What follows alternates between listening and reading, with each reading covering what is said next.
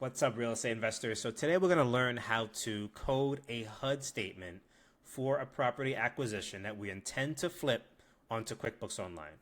So you just purchased your property, you're excited about the rehab, but before you do that, let's make sure everything is ready and coded from the journey of the flip up until this point in time onto QuickBooks Online.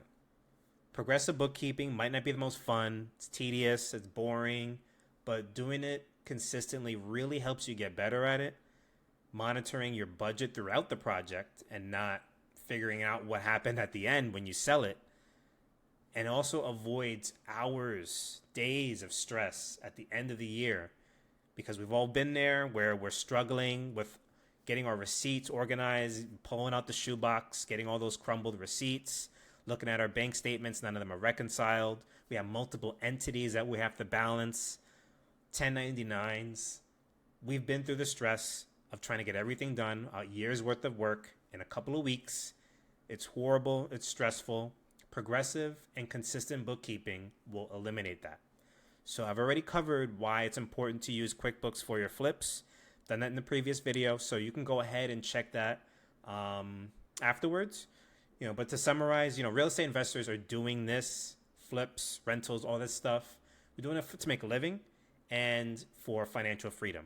So financial freedom, it's pretty much about money. We need to make sure that we're able to live sustainably, and we have to be able to make money. And bookkeeping, that ensures that your finances stay intact. Accurate, clean, consistent bookkeeping means your finances are organized. So why would you not want to put 110% into your money? So bookkeeping will let you make sure everything is intact and organized. You get to use metrics, so it gives you these financial reports and will give you metrical data where you can see your analysis of your flips, compare and contrast, and see how they've been doing against others. And you get to see how you are with your budgeting. So instead of waiting at the end when you sell it to see, how did I do with my budget, you get to do it throughout if you do proper bookkeeping. So with all that said, let's go ahead and learn how to code a flip.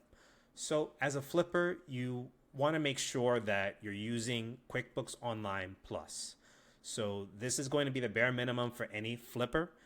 This is going to be extremely important for whenever you have concurrent flips. So as you're scaling, you may have one at a time flips for now where Excel might be okay, but you want to get to a point where you can scale. Excel is not scalable. QuickBooks Online has the projects portal, which is why you have to get the Plus subscription. The Plus subscription will unlock the classes, locations, and the projects portal. And this is huge and essential for flippers. Why is that? So it's because it lets you segment all of your individual projects into a projects portal. And it's a nice dashboard where you can easily see your gross profit margin. All of your transactions will be able to funnel to these specific projects, and they stay there, and you're able to analyze them, whenever you want to work with your team or your financial team, and you want to see all of your expenditures and see how all of your flips were doing, and you get to compare and contrast those P&Ls. So all of that stuff is going to be really difficult to do on an Excel sheet. Excel sheet, you're going to have to go through all of these different tabs, but QuickBooks, it does your accounting for you, and it is going to be able to get your analysis done for you. So the reason why we need to have location tracking is a lot of real estate investors will have multiple LLCs and they want to track multiple properties, or they want to track multiple entities. On QuickBooks, locations is 100% essential. You have to have it. So I'm going to show you how to turn those features on. So after you have QuickBooks Online Plus, you want to go to the gear, and you want to go to accounts and settings, and this will ensure that everything is all set and done and ready to go.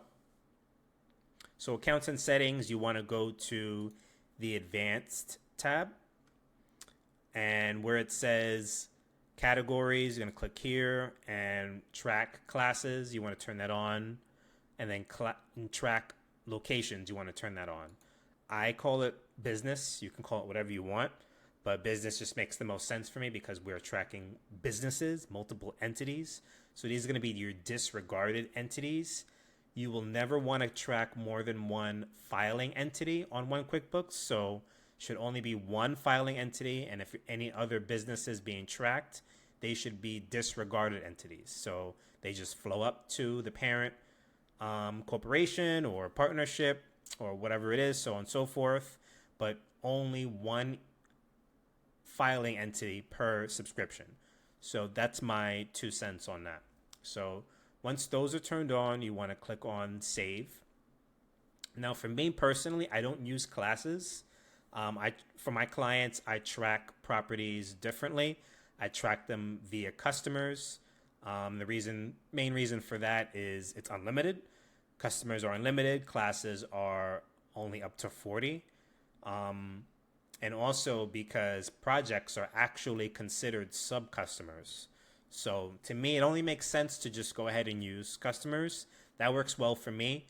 There's a lot of clients that also like to do classes as well. So, it's whatever you feel like doing. But for me personally, I don't use classes. So I'm going to turn that feature off. So whenever you make any changes on this menu, you want to make sure you click Save.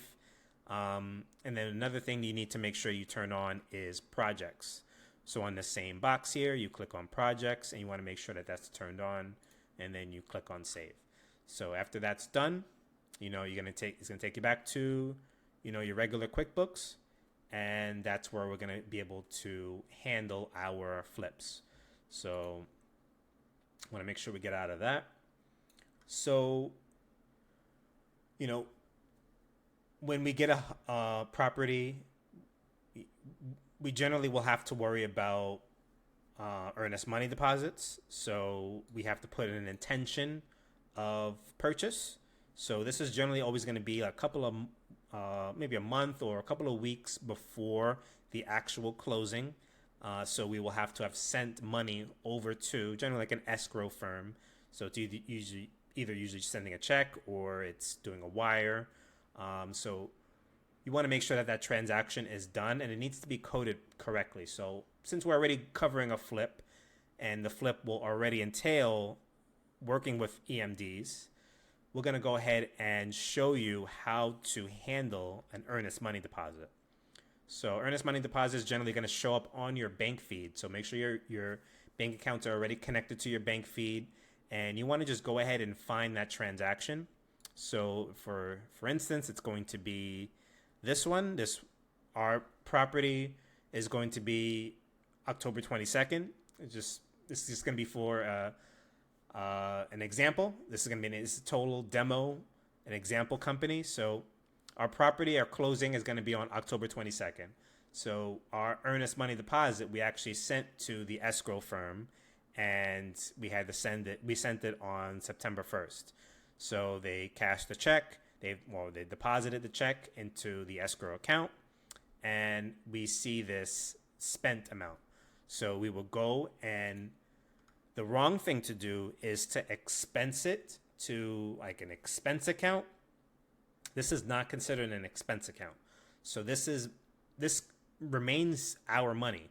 This is escrowed money. This is money that still belongs to us.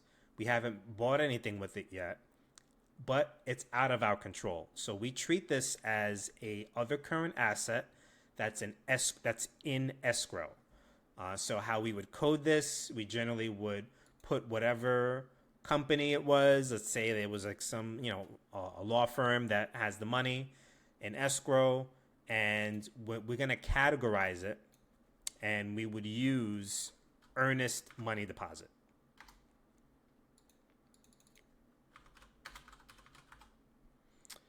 So we already have, you need to make sure you create your chart of accounts. So you have a chart of account that's going to be an current asset account, and you would call it earnest money deposit, escrow, earnest money deposit, escrow, whatever you want to call it. So you would send it to this account here. So what this does is I'm categorizing it. It's money coming out of my checking account, and it's being deposited into this escrow account. So that's what this categorization does for you. So whenever you use business tracking to track your entities, every single transaction, doesn't matter what it is, whatever transaction belongs with that business needs to be attached to that transaction. So let's say, for instance, our real estate investing LLC, this is our flipping company. You want to make sure that you put it to that business. So super, super important. So you go ahead and add it, and it gets categorized. So it's simple as that.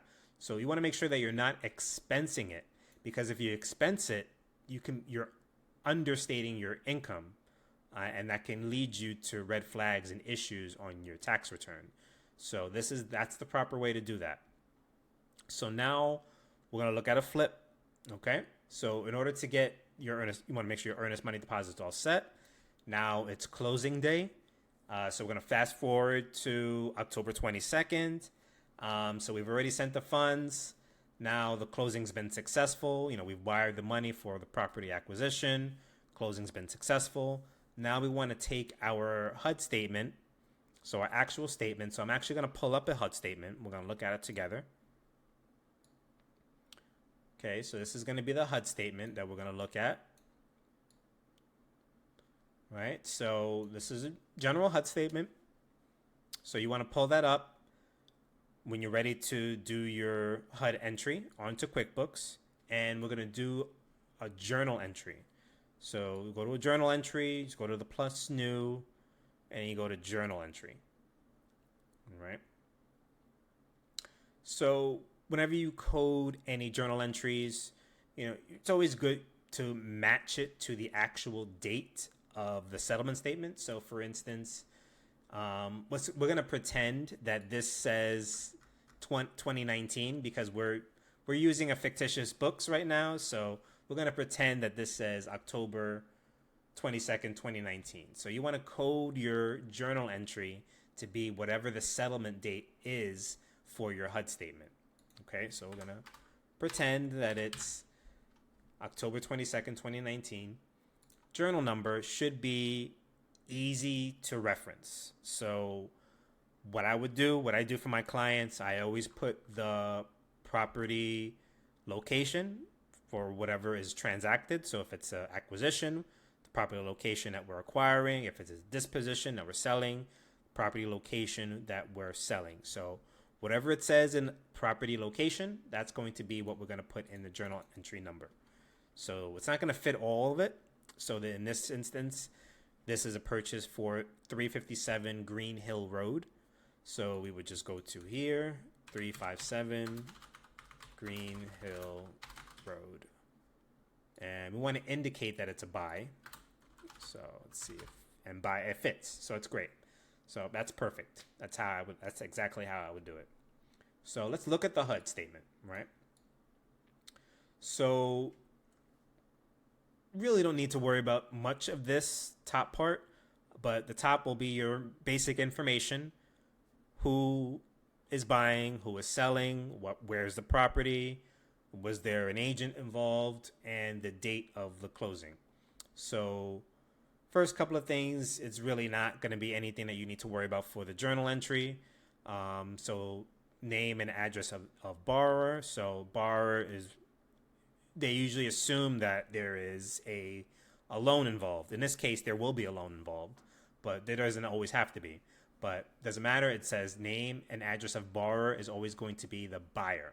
So that's going to be the buyer side. So this is the person that will be recording this buy transaction onto QuickBooks.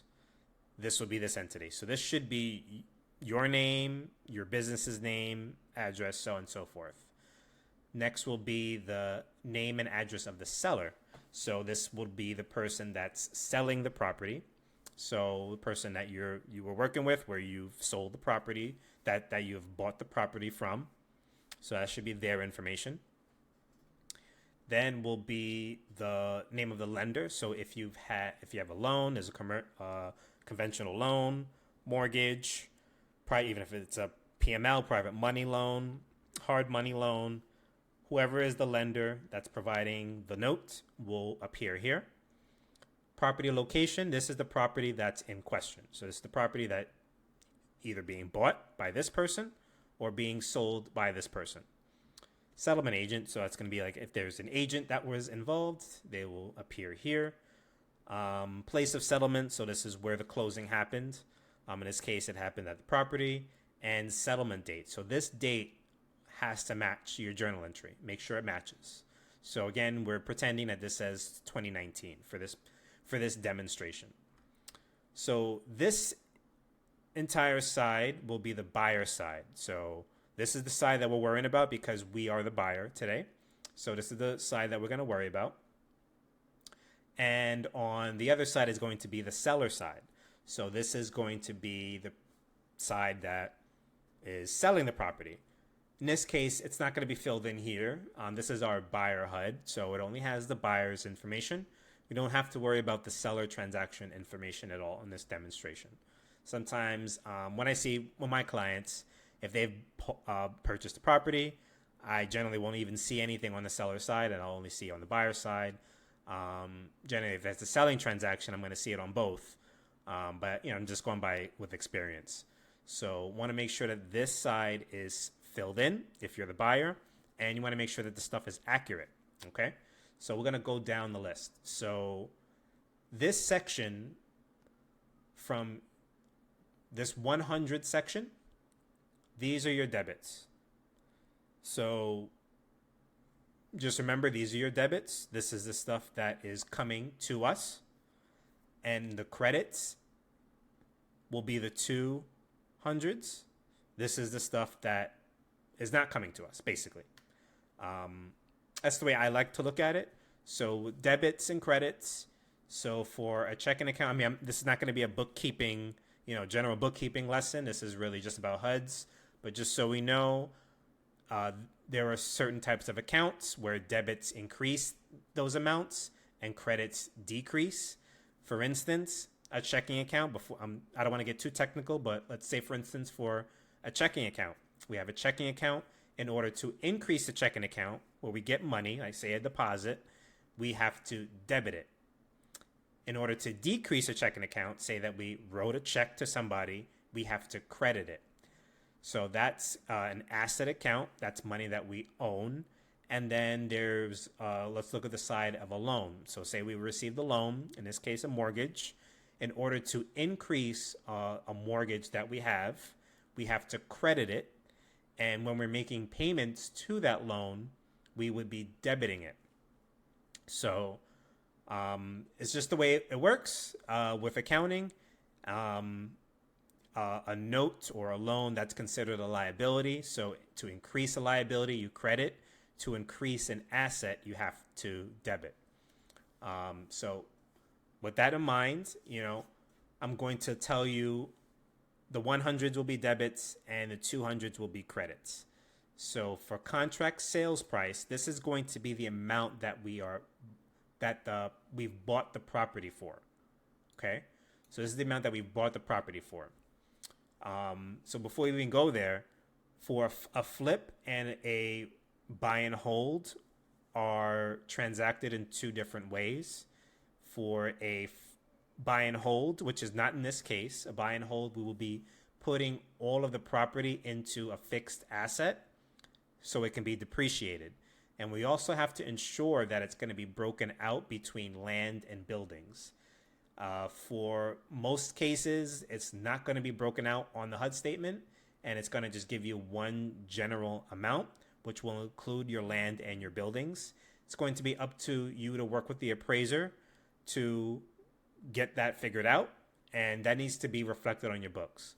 That's not going to be today's lesson. Today's lesson, we're talking about flips. So that's how it works for a rental property. Reason why that happens is because buildings and CapEx have to be depreciated. And for a flip property, the property's not done. It's not ready. It's not placed into service. And we're not intending to hold it. We're intending to sell it. So we're basically being a dealer of real estate. All right. So this will be considered in full. Don't have to break out land and buildings. It'll be in full as an inventory. So flip properties from pre-acquisition all the way through rehab up until we're ready to sell the flip. has to be considered inventory on your balance sheet. None of these items can be expensed until you have sold the property, and that's it. So super important. So we need to make sure that our chart of accounts matches that strategy. So this is why for my clients, I make sure whatever their strategy is, that's the chart of accounts that I will be implementing on their QuickBooks Online. So a flipper that doesn't buy and hold should not have chart of accounts that have wholesaling or has that has rental. So it needs, you need to make sure that if it's a flip, that they have flip chart of accounts, so we're not getting confused and it doesn't clog up the system. So I recommend that for you. Only have chart of accounts that work for your business, so you're not going to get confused. That's in the event that you're going to do the do-it-yourself bookkeeping, okay?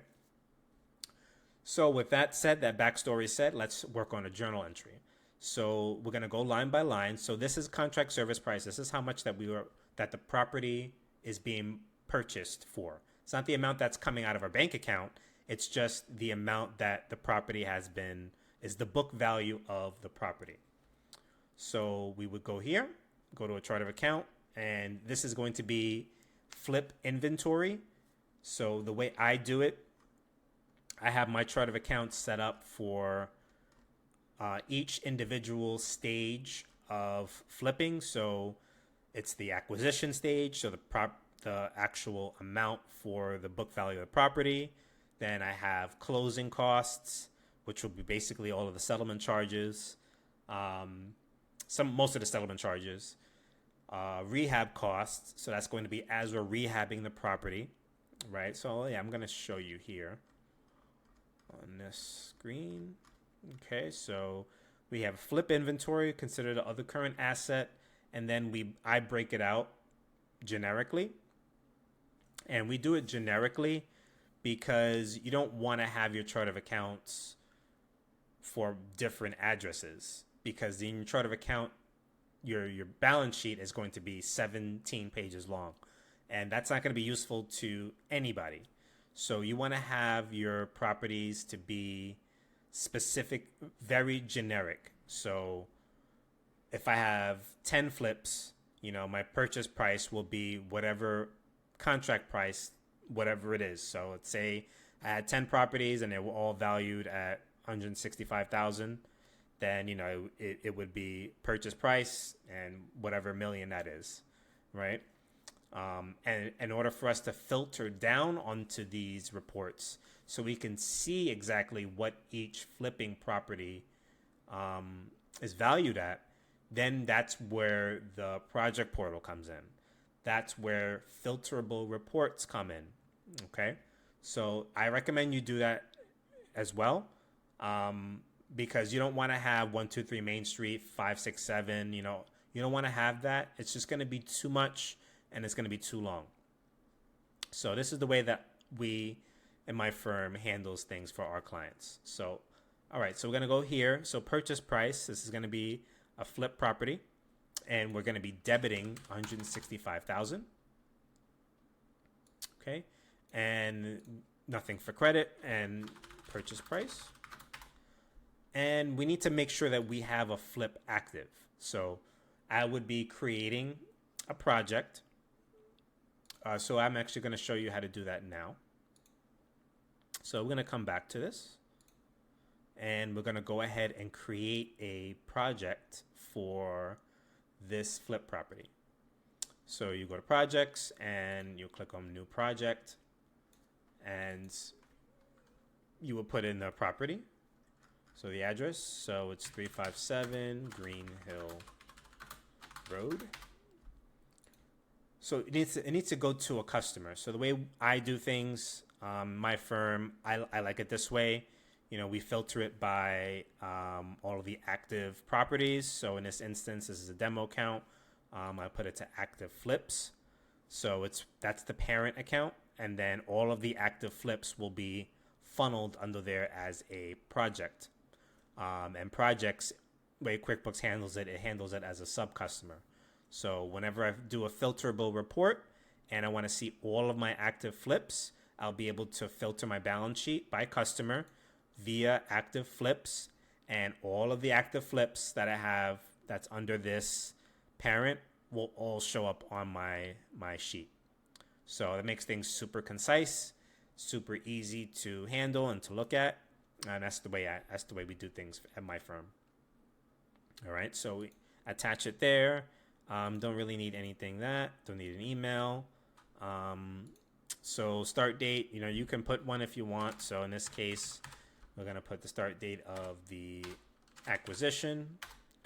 Hasn't ended yet because we just started, and this is any details if we want to put anything there. So we can save that. All right, so now this is the project. So this shows up the project that we just created, shows where it's located, the status. We can add any transactions on the screen from here. This will tell us the income and the expenses, so it'll funnel all through. Unfortunately, with QuickBooks, it doesn't show any balance sheet transactions. And since it doesn't show balance sheet, it's not going to populate here on this portal. But once we've sold the flip, it will populate. Once we've realized the revenue, and then we have sent everything over to cost of goods sold. This is where we're going to be able to see all the information. It'll tell us our gross profit margin and all our income expenses. So even as we're funneling all the transactions to the property during rehab via the balance sheet, we'll still be able to pull up all those things here on the transactions. All right. So yeah, now that we've created the project, we'll be able to reference back to it later. But I can just show you, what it would look like. So this is a flip that's been sold. Tells you your profit margin, income, and expenses. And it'll always stay here. So you'll be able to compare and contrast different flips. So you can check my previous video that goes over the projects portal and why this is so important for flippers. But let's get back to task, and we are doing a HUD entry. So we're going to go back to journal entry.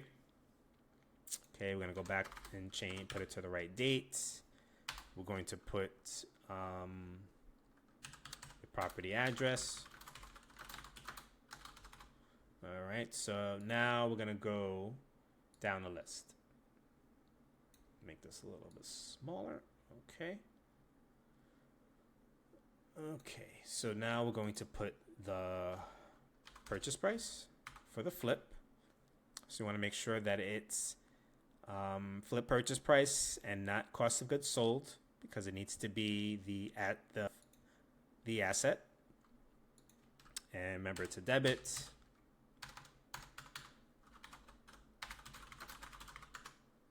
Okay, and now the name, this is going to be the project that we just created.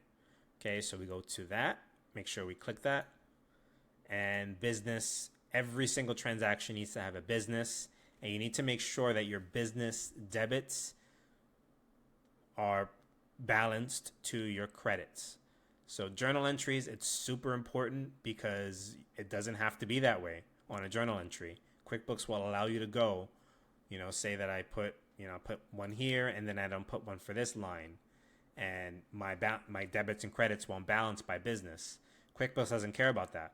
So you need to make sure that you care about that. That's why it's very important to be meticulous, and why a lot of people like to go with, real estate investor bookkeepers. But that's one thing, you really need to make sure that you hammer in if you are doing multiple entities on your QuickBooks subscription. So with that said, all of these transactions are going to go to this business because there's only one business that we're doing. Okay. All right. So now we're going to go to the next line, and that's going to be settlement charges. So we're going to keep that alone because this amount goes all the way for these items. So this is all the items on page 2, the settlement charges, and they just bring it up to here. So we need to do work, and we're not ready for that stage yet. So we're going to leave that alone. Okay. So we're going to move over to adjustments. And again, these are debits. Okay. So these are taxes that needed to be paid in advance. Okay. To be paid in advance. So these are going to be considered closing costs. Okay, so these are seller concessions, and these are amounts that the seller has paid already, but we need to realize it as already paid onto our basis for the flip. So this is going to be considered closing and buying costs. So we have a buying, closing costs. So this is our closing statement. All the other charges need to go onto this chart of account. So we go here, and again, this is a debit because we need to increase it. 957.42, and this is county taxes, Jan to October. Yeah, again, we're gonna pretend 2019. We're gonna pretend we're in 2019. Okay, so you want to make sure that you put it to the proper place, and it already put that business, which is good. Perfect. All right. So now we need to go here. This is construction holdback. So this is telling me that this loan, there's a loan. This loan includes $80,000 construction loan.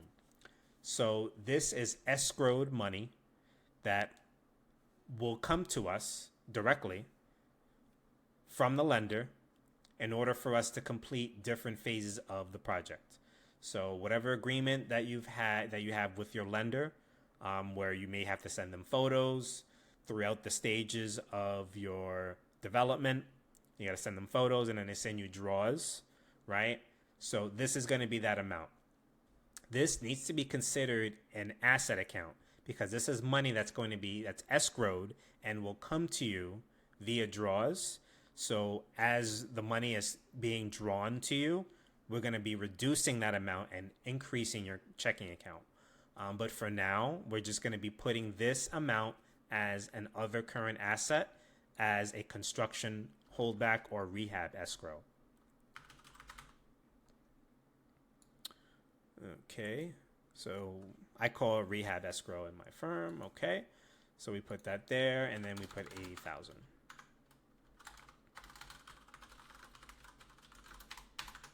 All right, and you want to make sure you put the business. Okay. All right, so now that that's done, that's all set for that part. Now we're going to move down to the credits. Okay, so deposit or earnest money. So this is the money that we've already sent previously to the escrow firm, right? So this is that $5,000. So we have it on our balance sheet as an asset. Now the money is going towards this property. So now we're going to remove this off the books. So now we need to credit it to remove the asset that we already had. So we just go back to purchase. Okay, so this removes it off the books. So then now our earnest money deposit for this property will be 0. All right, so EMD. Okay. Next is the loan. So we have a loan for $250,000. So again, these are credits. So we're going to put $250,000, and this needs to be a note payable. So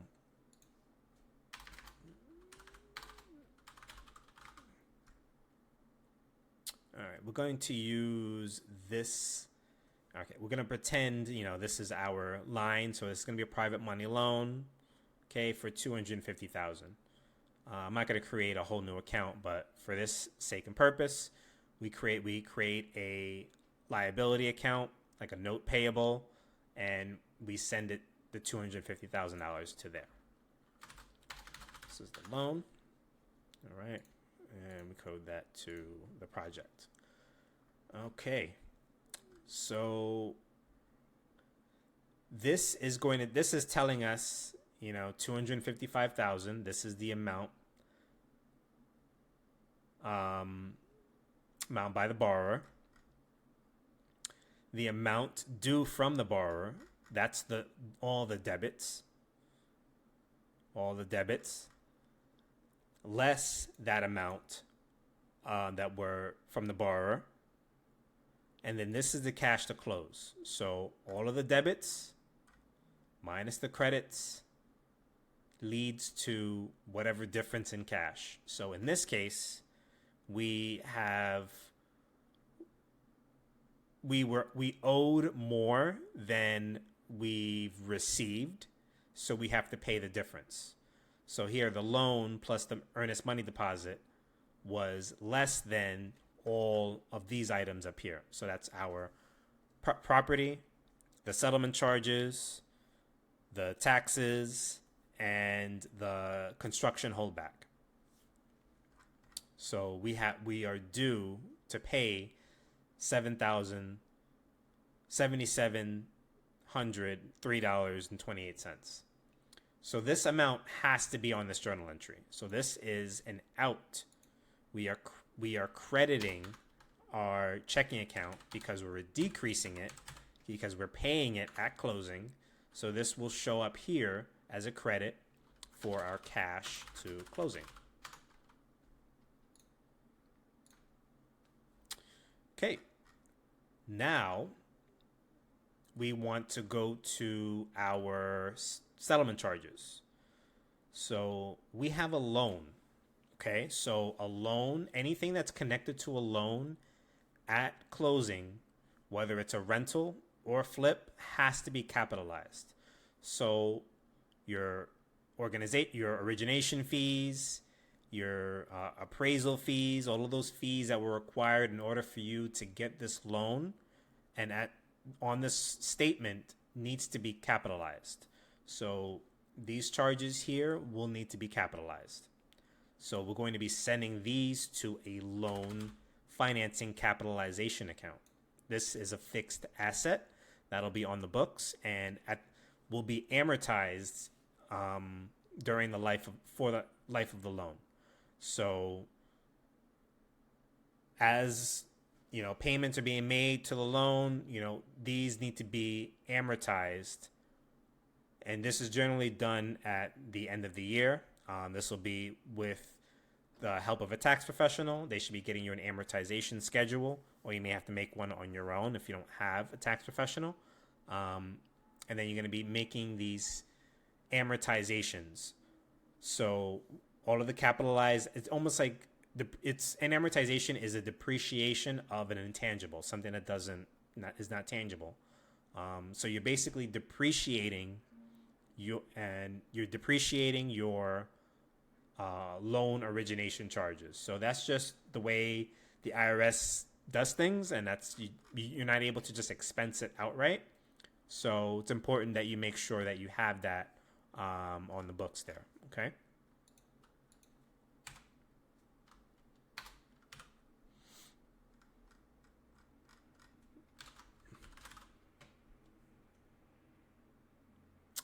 All right. So loan, interest, and financing charges. Okay. So we need to add up these amounts here. So QuickBooks is able to add things up.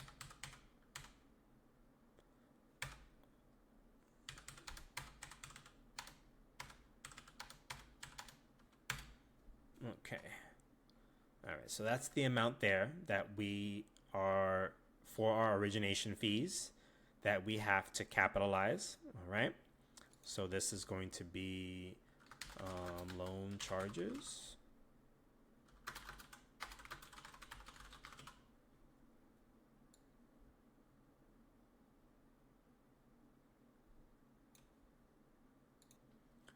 So now we want to look at the next portion. So this is the items required by lender to be paid in advance. So this section is going to be a little bit different, and it's not all going to go to the loan interest charges. So the daily interest charges, so these are like the prorated amounts. This will need to go to the loan interest costs. You can lump it together if you want. But I like to break things out line by line. So I'm going to do it in that way. So this is 904.86, and this is prorated interest. Okay. We want to make sure we put in the project. So here we put that one in. We gotta make sure we put that in. Okay. All right. Next will be, it looks like there was a homeowner's insurance. So this is going to go to closing costs.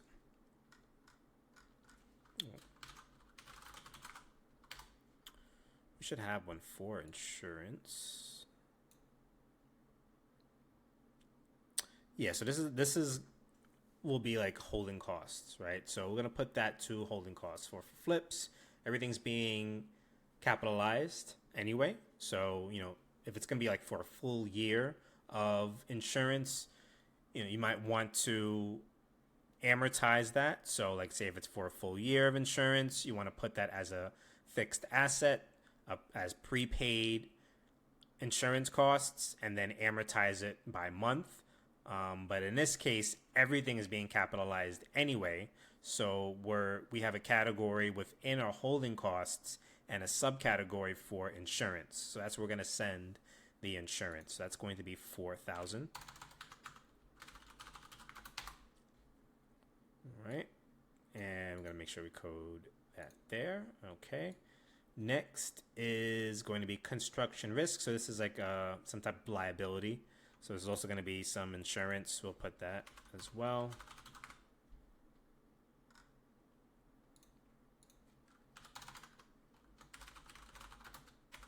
Well, we're going to put construction, whatever it says. Yeah, no, you guys can't see that. So let me slide that over and code that to the project. Okay, so now next is going to be some title charges in this section. So we have a notary fee, escrow fee, and a T36 environmental protection fee. So, you know, some like to put every specific item.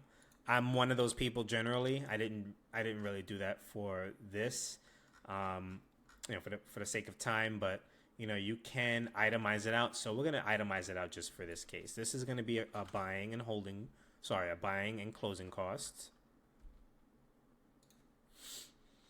Okay, we're going to put this notary, move this here so I can go a little quicker. All right, again, buying and closing costs. $1,200. This is escrow fee.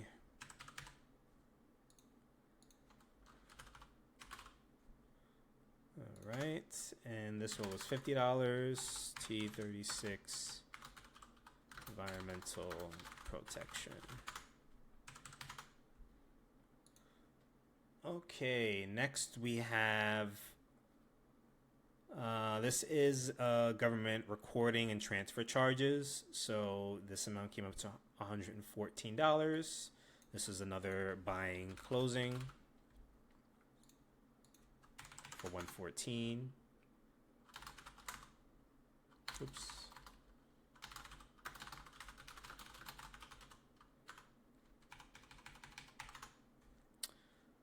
All right, should be almost done here. And now we're at a survey fee.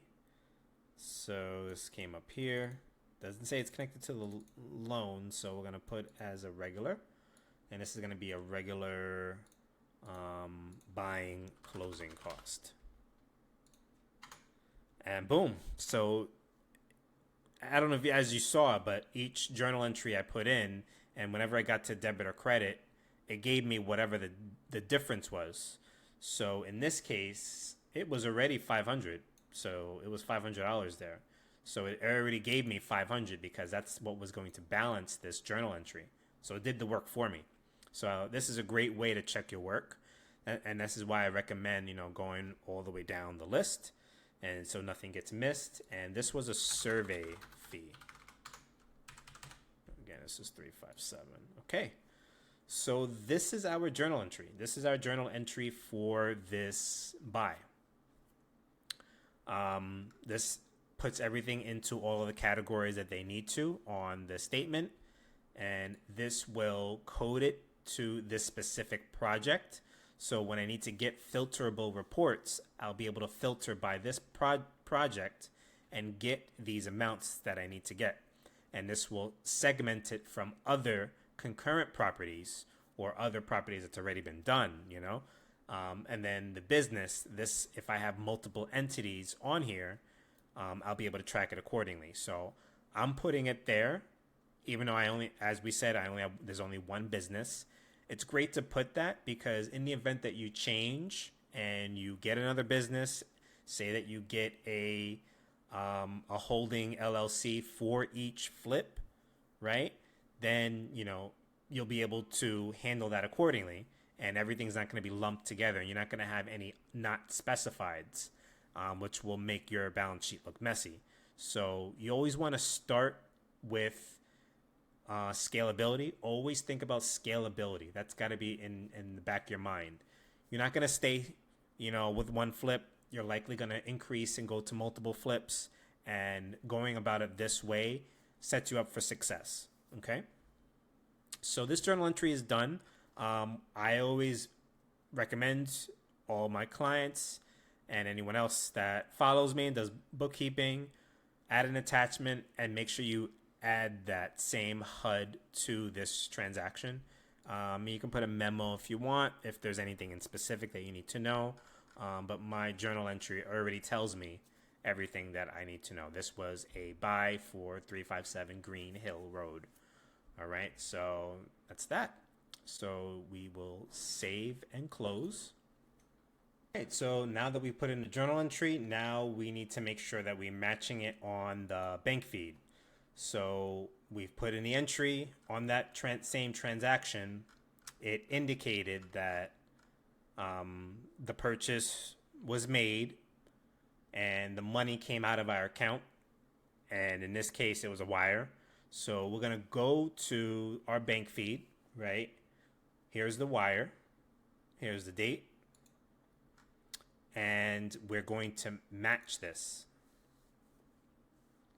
So we click on match. We don't add it or categorize it. We click on match, and it found our journal entry. So it found the amount, the exact amount matches, found the journal entry. This is the buy. So we click here and we click on match. And that's it. So you've learned how to code a flip property correctly onto QuickBooks. You've learned how to match it to your bank feed, and you've also learned how to handle the Earnest Money Deposit. All right, so now that we've taken care of the matching on the bank feed, now let's take a look at the work. So let's see what our balance sheet looks like so we can just see to make sure that everything was done correctly. So let's pull up a balance sheet. So you're going to go to reports, going to go to standard reports. You're going to go to balance sheet. This generally will already be in your favorites. If it's not, you go here, or you just type here balance sheet on the top. So we'll go to balance sheet. And, you know, this is a demo account, like I said before. So we're going to go back in time to when we actually did that journal entry.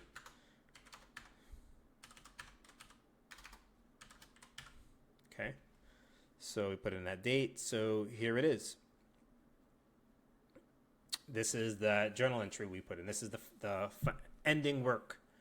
So we're going to disregard this because this was a demo account. There wasn't actually any cash already sitting in the account. So we're going to disregard this, but this basically is the 5,000 plus the 5,000 escrow money and the cash to close. So the escrow money left us. It left. It's gone. And that plus the cash to close was the actual cash that left out of our hands, if that makes sense. So that's a good amount. So here is going to be our flip inventory. So this is the flip inventory. This is the purchase price. It's $165,000. Buying costs. This was all of the buying costs that we put to that category. This was the loan interest charges that we put to that category. So that's the loan origination fees, any other fees that were required of the lender. All of that stuff needed to be capitalized. Holding costs ended up being $4,500. So that was 2 insurance products or 2 insurance type items. So one was actual just general insurance, and then the other one was a construction risk addition. So we coded that to insurance. Next was our EMD, our earnest money deposits. So our escrow, this is 0. That's great. So, if there's any other properties that you're intending to buy and you've already issued EMDs, this might not be 0. But if you only have one property and you've already closed on that property, that better be 0. Okay. So yeah, that's that. Your rehab escrow, that's your construction holdback. So this is the money that we're going to be drawing from as we are working on the project, on the property. We're requesting draws from the lender. Whatever conditions that they have will be depending on the lender themselves. And then they'll be issuing you your rehab escrow in stages. So this will eventually decrease, and this should decrease all the way to 0. And if there's any negative amounts, there really shouldn't be. But if there's any negative amounts, that generally means that that's money you're going to have to owe back to that lender. So again, that's all going to be lender dependent. But this is money that will be drawn to you, and the goal is to get it to 0. All right. And yeah, there is no fixed assets because this is flipping inventory. It's considered inventory and not fixed assets. And now going to the liabilities. So this is our loan. This is the $250,000 loan that we established on the books. So that is our HUD transaction. So we've acquired this flip. We have coded the flip. And yeah, we are all set. So this will continue to populate as you do your rehabs, all your subcontractor labor, all of your materials, all your demo phasing, rough electrical, plumbing, roofing. All of that stuff is going to funnel into your balance sheet as rehab costs. All your holding costs is going to be the utilities. So, the water bill that you still have to pay as you're holding the property is going to be coded there. And then when we're ready to sell the flip, we would be expensing all of these items to cost of goods sold. And in addition to, your selling charges that are on that selling statement. But that would be for a different video. And, if you're interested in seeing that video, go ahead and comment below. And I hope this was helpful to you. Thank you.